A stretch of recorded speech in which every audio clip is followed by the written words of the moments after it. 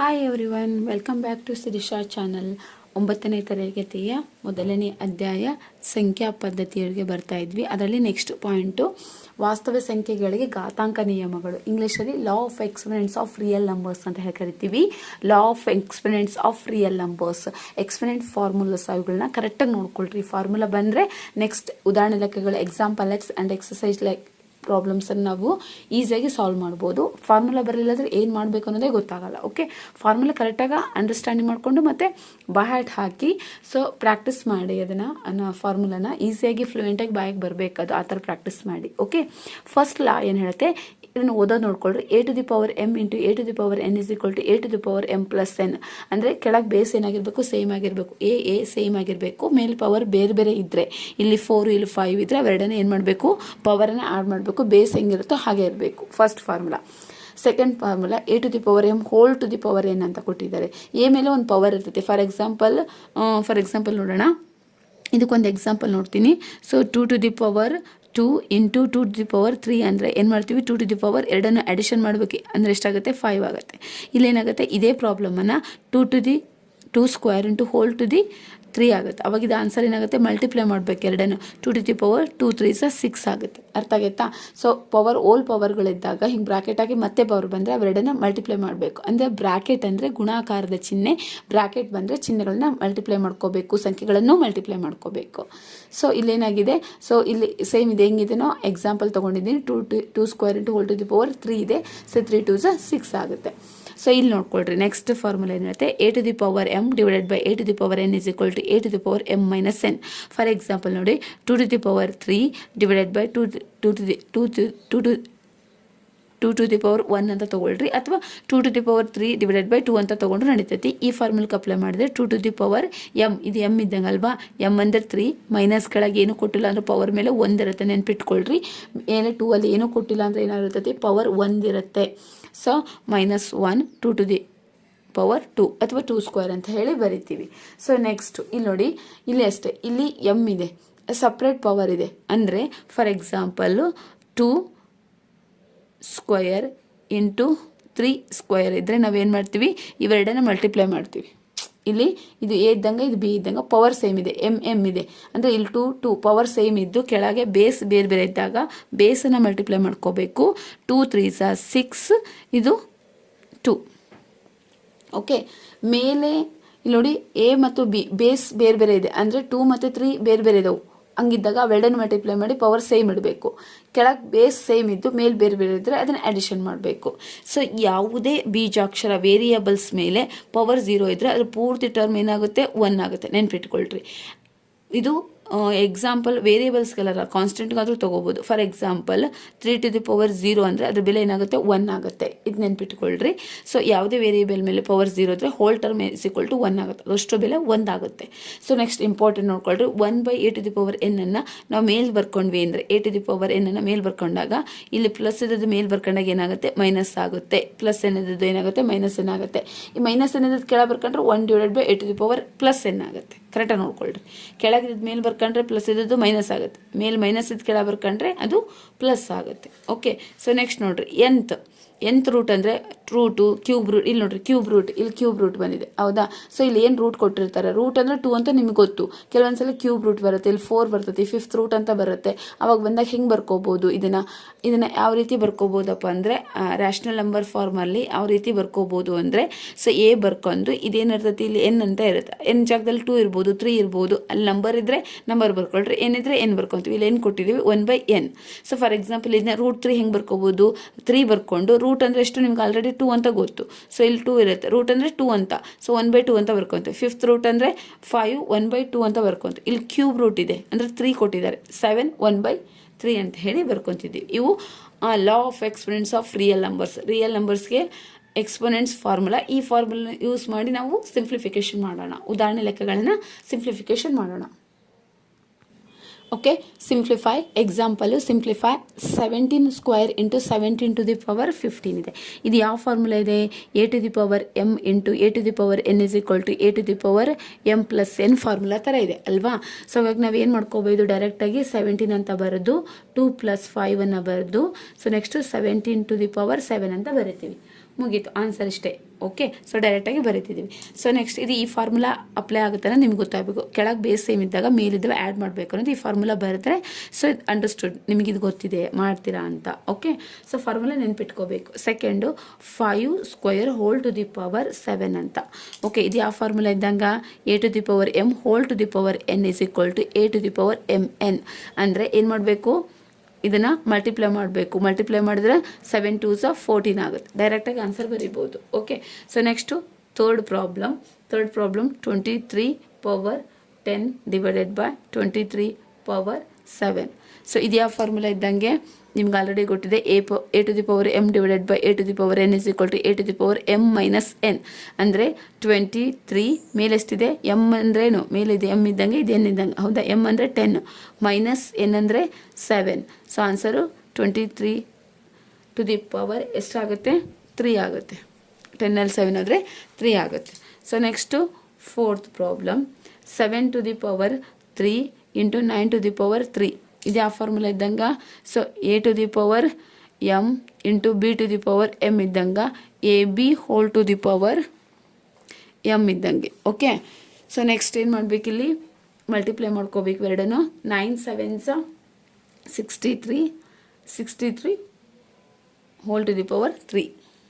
Okay, so ಈ formula ಬರೋದ್ರಿಂದ ಇದು ಯಾವ ಫಾರ್ಮುಲಾ ಅಪ್ಲಿಕೇಬಲ್ ಆಗುತ್ತೆ ಅನ್ನೋದು ನಿಮಗೆ ಹೆಲ್ಪ್ ಆಗುತ್ತೆ, ಈಸಿ ಆಗುತ್ತೆ.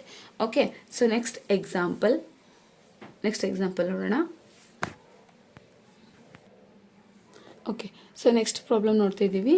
ಸೊ ಇಲ್ಲಿ ಕೂಡ a to the power m into a to the power n is equal to a to the power m plus n. ಇದೇ ಫಾರ್ಮುಲಾ ಅಪ್ಲೈ ಮಾಡ್ತೀವಿ. ಇಲ್ಲಿ 17, ಇಲ್ಲೇನಿದೆ 2 ಇದೆ, ಪ್ಲಸ್ ಫಾರ್ಮುಲಾದಾಗ ಏನಿದೆ ಪ್ಲಸ್ ಇದೆ, ಪ್ಲಸ್ ಬರ್ಕೋಬೇಕು. ಫಾರ್ಮುಲಾದ ಮೇಲೆ ಪ್ಲಸ್ ಇದೆ, ಪ್ಲಸ್ ಬರ್ಕೋಬೇಕು. ಅದಾಗಿದ್ಮೇಲೆ ಬ್ರ್ಯಾಕೆಟ್ ಓಪನ್ ಮಾಡಿ -5 ಅಂತ ಬರ್ಕೋಬೇಕು. ಸೊ ನೆಕ್ಸ್ಟ್ ಏನಾಗುತ್ತಪ್ಪ ಅಂದರೆ 17 2, ಸೊ ಪ್ಲಸ್ ಇಂಟು ಮೈನಸ್ -5 ಆಗುತ್ತೆ. ಓಕೆ, ಸೊ ನೆಕ್ಸ್ಟು 5 ಒಳಗೆ 2 ಹೋದರೆ 3 ಉಳಿತತಿ. ಸೊ 5 ದೊಡ್ಡದು, ಅದ್ರ ಚಿಹ್ನೆ ಮೈನಸ್ಸಿಂದ -3 ಉಳಿತತಿ. ಸೊ ಇದೇನಂತ ಬರ್ಕೋಬೋದು, 1 divided by 17 to the power 3 ಅಂತ ಬರ್ಕೋಬೋದು. ಅರ್ಥ ಆಯ್ತಲ್ವಾ? ಸೊ ಇದೇ ಫಾರ್ಮುಲಾ ಅಪ್ಲೈ ಮಾಡ್ಕೊತೀವಿ. ಅಪ್ಲೈ ಮಾಡೋಕ್ಕಿಂತ ಮುಂಚೆ ಚಿಹ್ನೆ ಎರಡು ಮೈನಸ್ ಬಂದಿರೋದನ್ನ ಕೇರ್ಫುಲ್ಲಾಗಿ ಮಾಡಬೇಕು. ಸೊ ಎಮ್ ಅಂದರೆ ಎಮ್ ಬರ್ಕೊಂಡಿದ್ದೀನಿ, ಚಿಹ್ನೆ ಪ್ಲಸ್ ಇರೋದನ್ನ ಪ್ಲಸ್ ಹಾಕ್ಕೊಂಡಿದ್ದೀನಿ ಅಲ್ವಾ. ಸೊ ಇಲ್ಲಿ ಪ್ಲಸ್ ಹಾಕ್ಕೊಂಡಿದ್ದೀನಿ. ಸೊ ನೆಕ್ಸ್ಟ್ ಎನ್ ಜಾಗದಾಗ ಏನಿದೆ -5 ಇದೆ. ಎರಡು ಚಿಹ್ನೆಗಳು ಅಕ್ಕಪಕ್ಕ ಬರೆಯೋಕ್ಕೆ ಬರಲ್ಲ. ಸೊ ಹಾಗಾಗಿ ಚಿಹ್ನೆಗಳ ಗುಣಾಕಾರ ಬ್ರ್ಯಾಕೆಟ್ ಹಾಕ್ಕೊಂಡು -5 ಹಾಕ್ಕೋಬೇಕು. ನೆಕ್ಸ್ಟು ಪ್ಲಸ್ ಇಂಟು ಮೈನಸ್ ಆಗುತ್ತೆ. ಸೊ 5ರಲ್ಲಿ 2 ಹೋದರೆ 3 ಆಗುತ್ತೆ. 5 ದೊಡ್ಡದು, ಅದು ಚಿಹ್ನೆ ಮೈನಸ್ಸಿಂದ ಮೈನಸ್ ಹಾಕ್ಕೊಂಡಿದ್ದೀನಿ.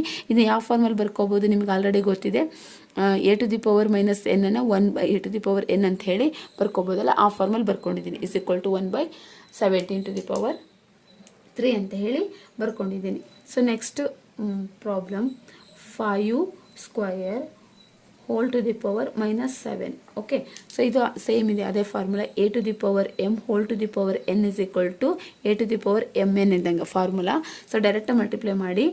ಓಕೆ, 7 2s 14 ಪ್ಲಸ್ ಇಲ್ಲೇನಿಲ್ಲ ಅಂದರೆ ಪ್ಲಸ್ ಇರುತ್ತೆ. ಪ್ಲಸ್ ಇಂಟು ಮೈನಸ್ 7 2s 14 -14 ಬರುತ್ತೆ. Okay, so next problem 23 minus power 10 23 7 ಅಂತ ಇದೆ.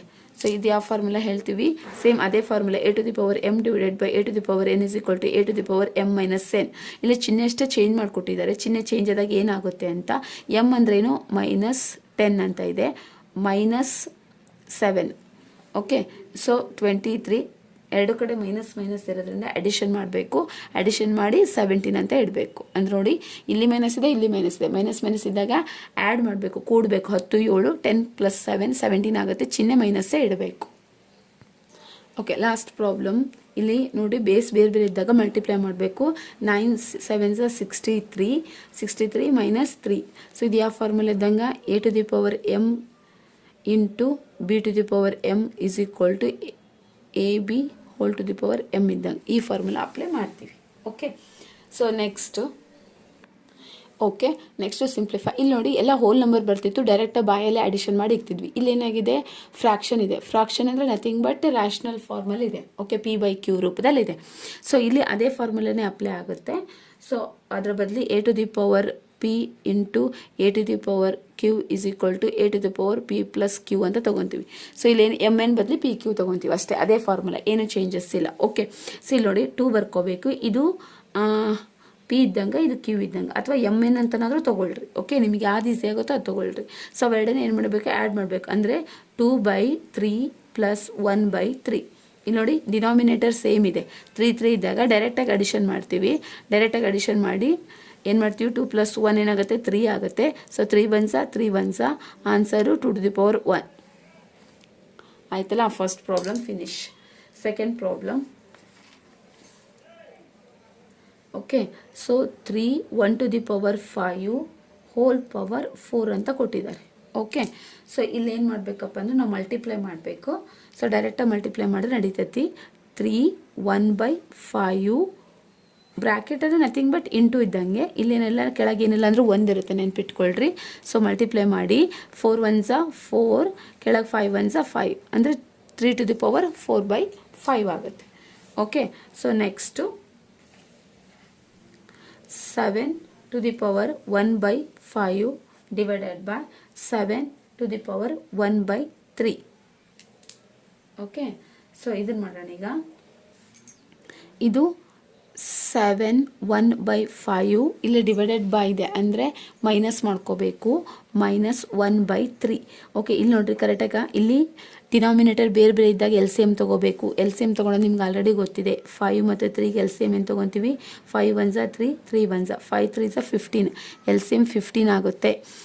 15 ಎಷ್ಟಲೇ 5 ಎಷ್ಟಲೇ 15, 5 3s 15, 3 5s 15. Okay, so 3 1s 3 -5 1s 5. So is equal to, so ಏನಾಗುತ್ತೆ, 5 ಒಳಗೆ 3 ಹೋದರೆ 2 ಉಳಿತೈತಿ, ಡಿವೈಡೆಡ್ ಬೈ 15. ಇಲ್ಲಿ 5 ದೊಡ್ಡದು, ಅದು ಚಿಹ್ನೆ ಮೈನಸ್ ಇರೋದ್ರೆ ಮೈನಸ್. ಇದನ್ನೇನಂತ ಬರ್ಕೊತೀವಿ, ಸೊ 1 ಡಿವೈಡೆಡ್ ಬೈ 7⁴2/15 ಅಂತ ಬರ್ಕೊತೀವಿ. ಹಿಂಗೂ ಬರ್ಕೋಬೋದು, ಅಥವಾ ಇಲ್ಲಿಗೆ ಕೂಡ ನಿಲ್ಲಿಸ್ಬೋದು. ಓಕೆ, ಒಂದು ಸೆಕೆಂಡ್ ಹೇಳ್ತೀನಿ ನೋಡಿ.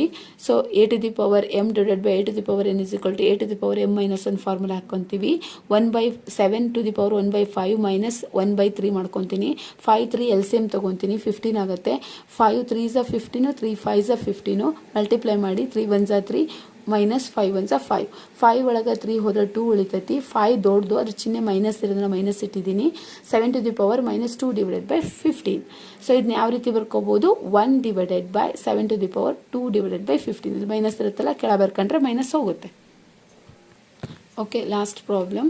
ಸೊ ಇಲ್ಲಿ ನೋಡಿ, ಬೇಸ್ ಬೇರೆ ಬೇರೆ ಇದ್ದಾಗ ನಾವು ಏನು ಮಾಡ್ತೀವಿ, 13 × 17 ಮಲ್ಟಿಪ್ಲೈ ಮಾಡಿ ಪವರ್ 1/5 ಇಡ್ತೀವಿ. ಸೊ ಎರಡು ಮಲ್ಟಿಪ್ಲೈ ಮಾಡಿದರೆ 221 1⁵5 ಆಗುತ್ತೆ. ಓಕೆ, ಇಷ್ಟೇ ಆನ್ಸರ್. ಇವೆರಡನೇ ಮಲ್ಟಿಪ್ಲೈ 13 × 7 ಮಲ್ಟಿಪ್ಲೈ ಮಾಡಿದರೆ 221.